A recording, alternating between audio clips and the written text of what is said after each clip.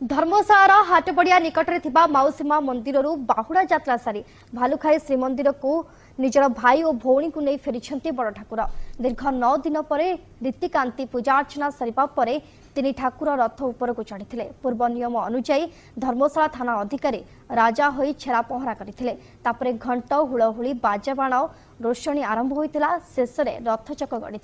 विधायक हिमांशु शेखर साहू यह उत्सव जोगदे रथ दौड़ी धरी किछि बाट रथ टाणी पुलिस प्रशासन तरफ शांति श्रृंखला कड़ा सुरक्षा करा जायथिला। एभली सुजोग मिलिथिबारु मु निजको धन्य मन करुछि एवं धर्मशालावासी तथा ओडिशावासी उत्तरोत्तर कामना करुछि सर्वस्तंकर मंगलमय हो। एटा तो द्वितीय थर मु धर्मशाला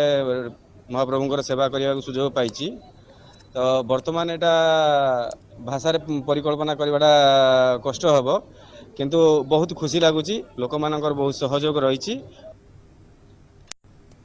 लक्षाधिक